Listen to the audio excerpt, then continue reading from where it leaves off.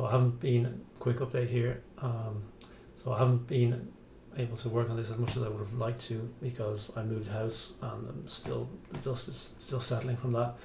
I did do a hatch, so I brought this block in, which I made in Max, into Fusion.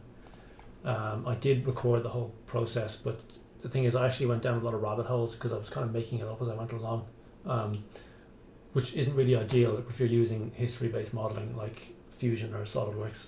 You're not really leveraging the full power of it that way.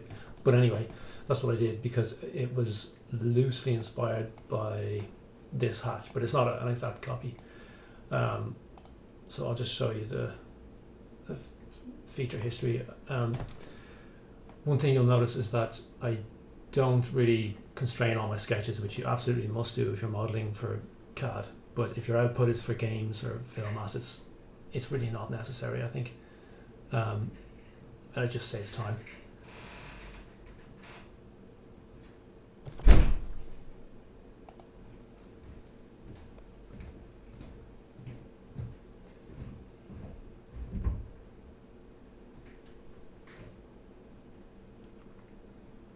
So I wanted to avoid too much symmetry in the modeling here.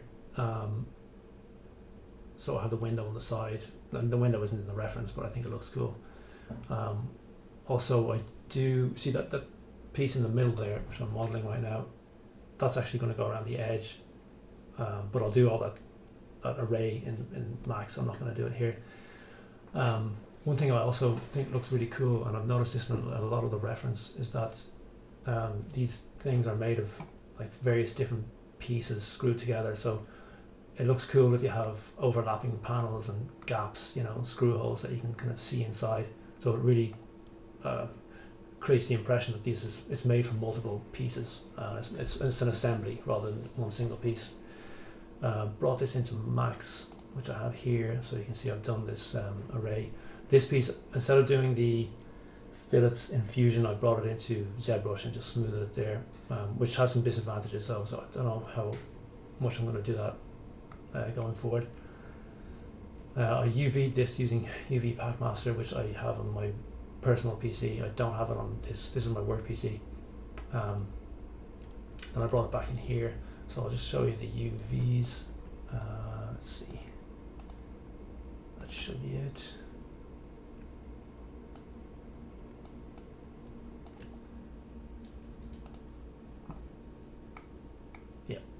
So there's a lot of small pieces, which is what happens when you bring in a model that has all the fillets.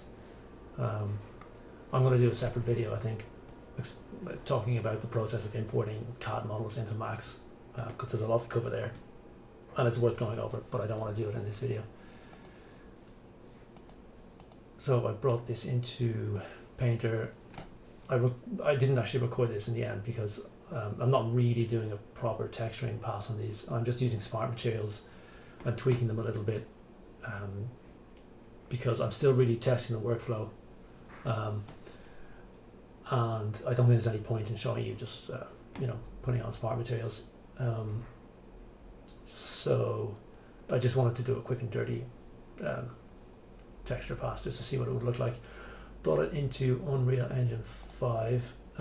This is with the path tracing. I'm trying to set up a scene here, which should be exactly the same as the scene here. I'm using the ASIS lookup table, but I still haven't managed to make it look exactly the same, and I'm following a tutorial online. I'm still figuring it out. I used to do some lighting and rendering stuff in V-Ray, but that was a very long time ago, and now I'm doing it in real time. It's a bit more complicated, so I'll have to get my head around this, because I want to have a scene. But this is a level which is just a HDR image for lighting and the asset, so I can, you know, test how it looks in Engine. So that's where I'm at the moment. I did texture the glass in Substance Painter. I just haven't set up the material yet. So I think next, I'm not sure what I'll do next, but it might be another hatch or I don't know, some other asset. But yeah, another update coming soon.